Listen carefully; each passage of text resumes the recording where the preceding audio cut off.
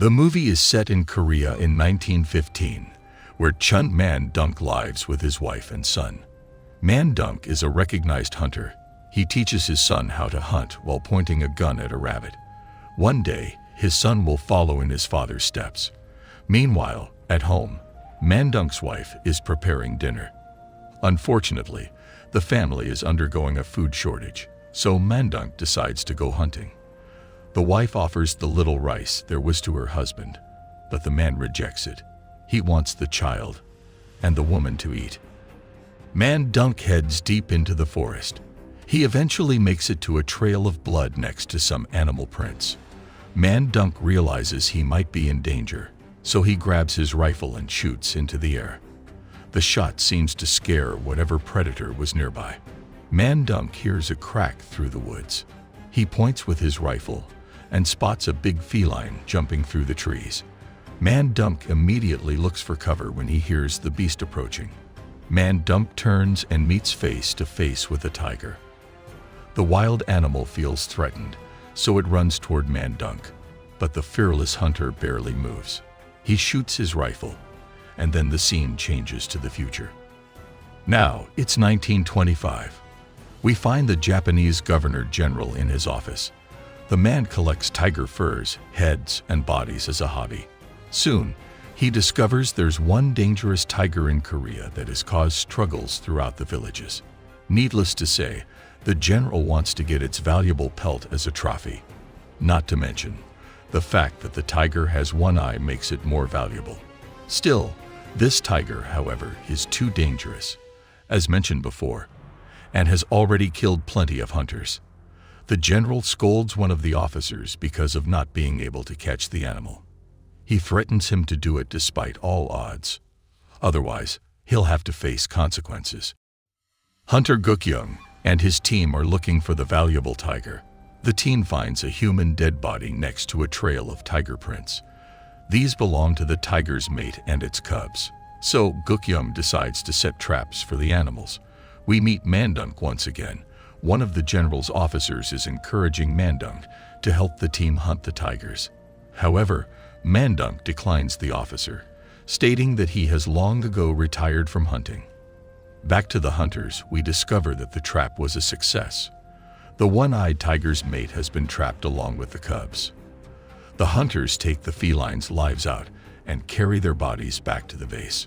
Meanwhile, the one-eyed tiger watches the team from a cliff, then roars in anger at the sight of its dead family.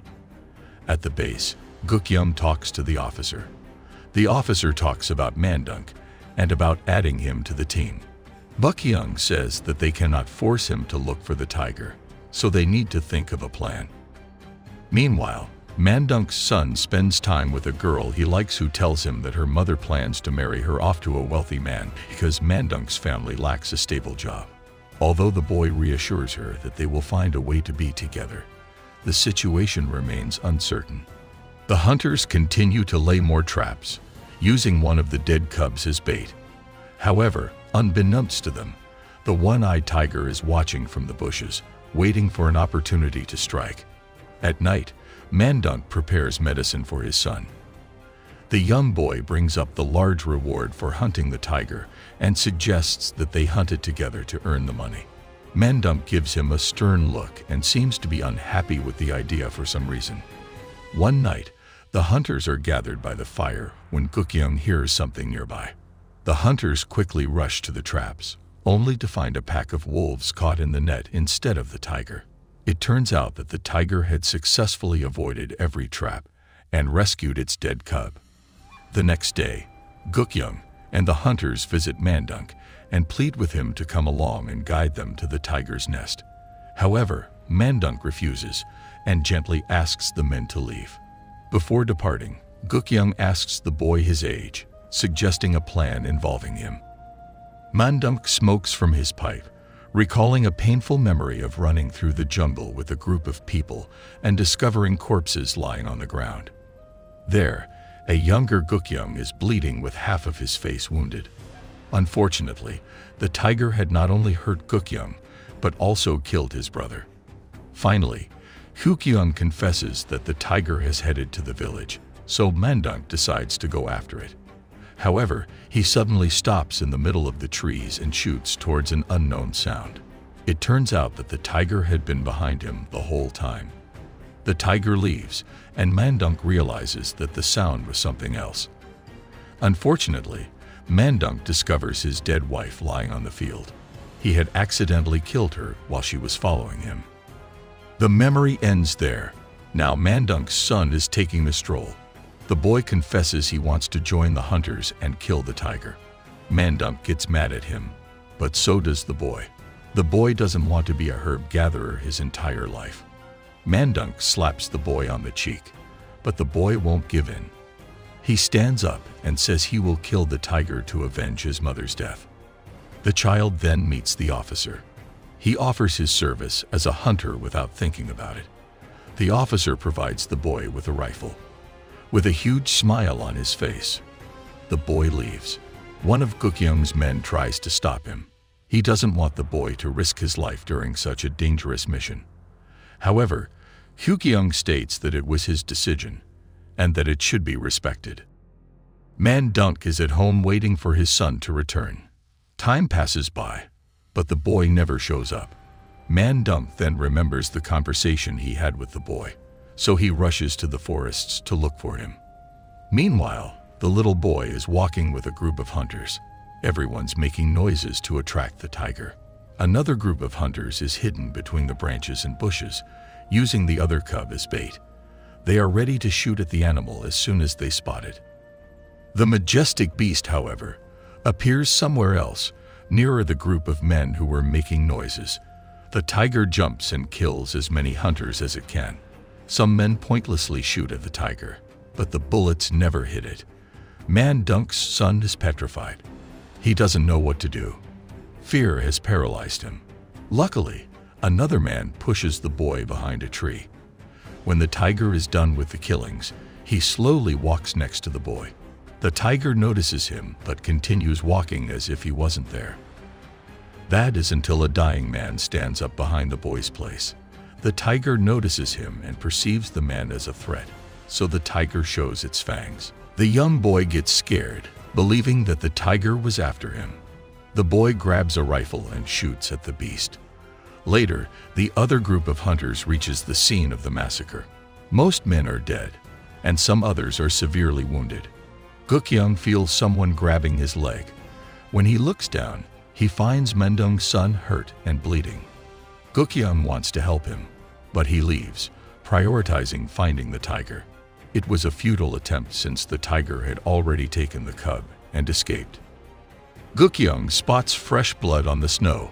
He concludes that the tiger is wounded, so he wants to go after it. However, the other hunters want to return to the scene of the killings to save the young boy's life. There they discover a pack of hungry wolves feeding themselves from the dead bodies. The hunters alarmed the wolves, and the animals escape. However, the men discovered that the boy is missing. It turns out that the boy has been dragged by the wolves. One of the hunters punches Gukyeong in the face with all his might. He's enraged at him for letting the child alone when he was still alive. Mandunk suddenly appears to find his son. The boy is about to be eaten by wolves, but the tiger appears and threatens the pack. The tiger is outnumbered, but too strong. It kills one of the wolves and scares off the rest. The tiger lays next to the boy and waits for him to die peacefully. The next day, Gukyeong demands soldiers from the general to help hunt the tiger. The general agrees to provide the necessary men. Meanwhile, Mandunk mourns his son's loss and hears something approaching from behind. He turns his head and finds the tiger, who had brought his son's corpse to him. In a memory from the past, a younger Mandunk meets the tiger from the beginning of the movie. The tiger has 2 cubs, which Mandunk sees running towards the animal. When the tiger jumps towards him, Mandunk shoots, wounding the beast. Gukyeong then shoots the tiger in the head and kills the cubs, except for the one-eyed tiger.